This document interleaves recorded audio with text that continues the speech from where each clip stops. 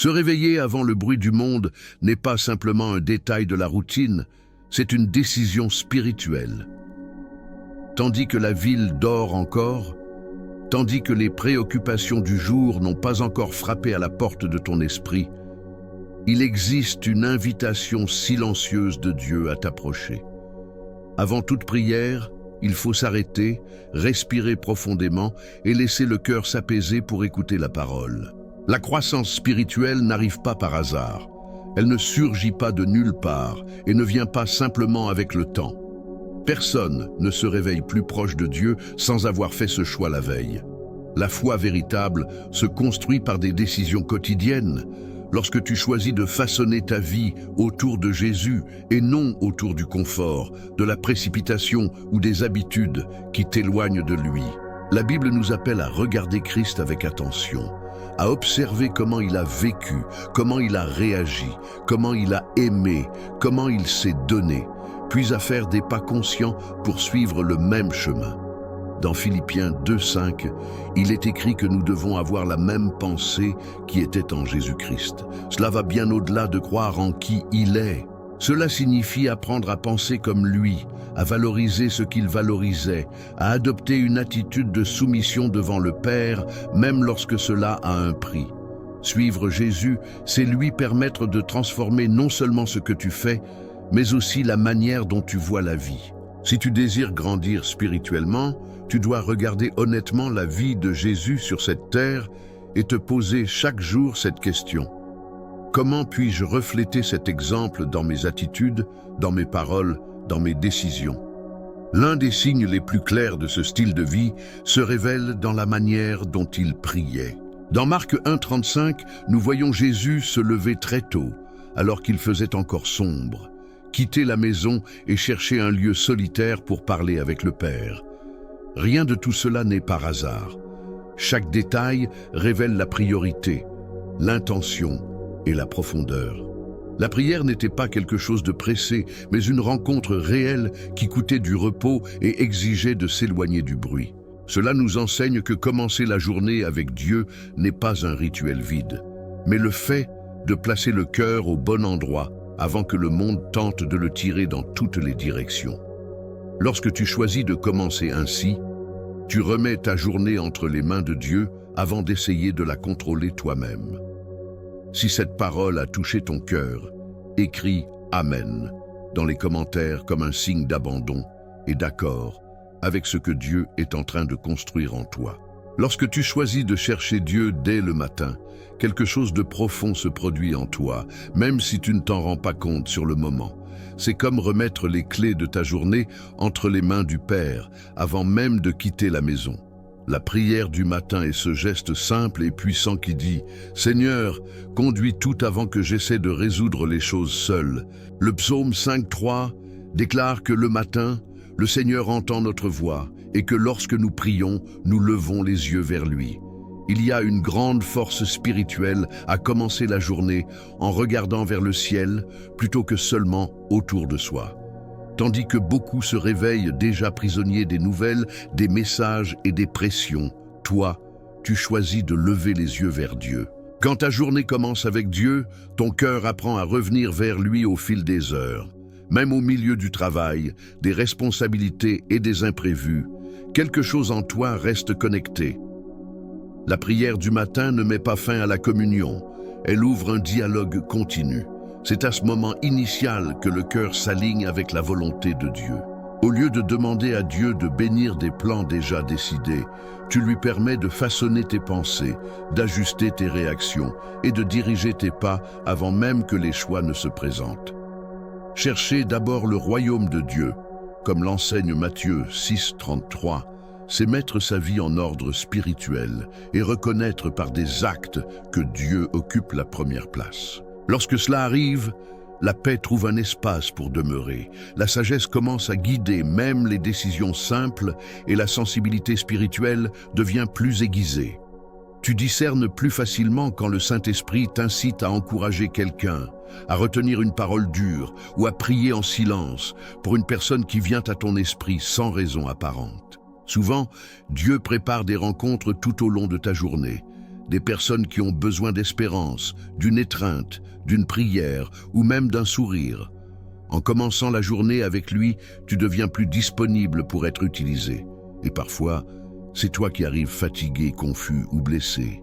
La prière du matin est aussi le lieu où tu déposes tes peurs avant que le poids du jour ne repose sur tes épaules. Là, Dieu échange ton anxiété contre sa paix, une paix qui ne dépend pas des circonstances. Si tu ressens le besoin de cette paix chaque jour, écris « Gloire à Dieu » dans les commentaires et déclare que ta matinée appartient au Seigneur. Jésus comprenait quelque chose que nous oublions souvent dans le rythme effréné de la vie. La force spirituelle naît dans le lieu secret. C'est pourquoi il s'éloignait des foules, même entouré de besoins, de demandes et d'attentes. Luc 5,16 révèle qu'il se retirait fréquemment dans des endroits solitaires pour prier. Cela montre que la prière n'était pas une réaction à la fatigue, mais la source même de sa force.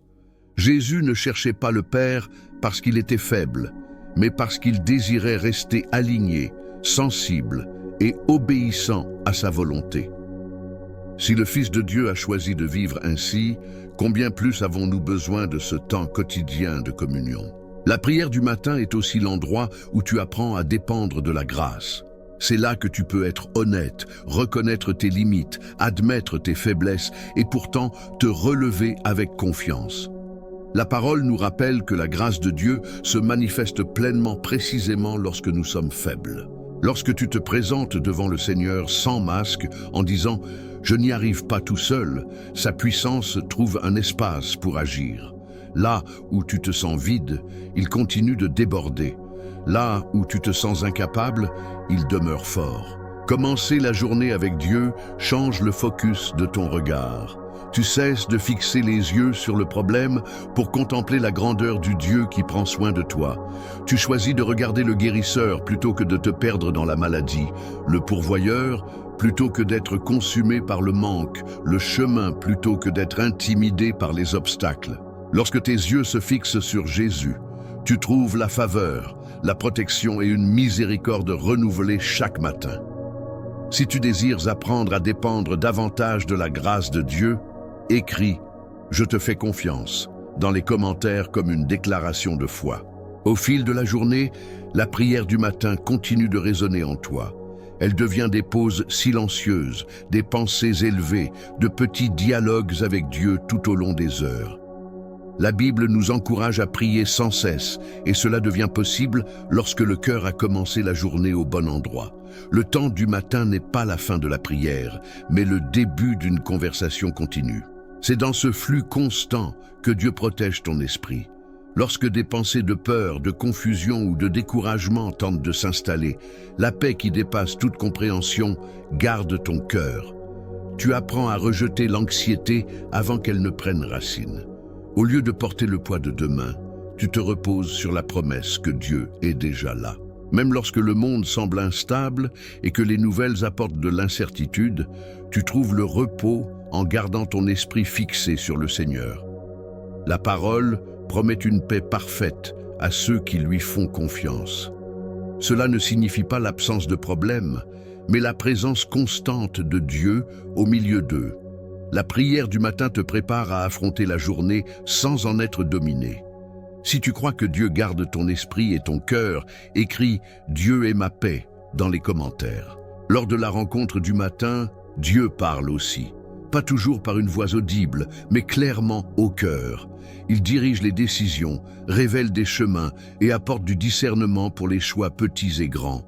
Le psaume 143 exprime le désir d'entendre la bonté du Seigneur dès le matin et de connaître le chemin à suivre. Quand tu élèves ton âme vers Dieu, tu reconnais qu'il sait ce qui est le meilleur pour toi, même lorsque tu ne comprends pas tout.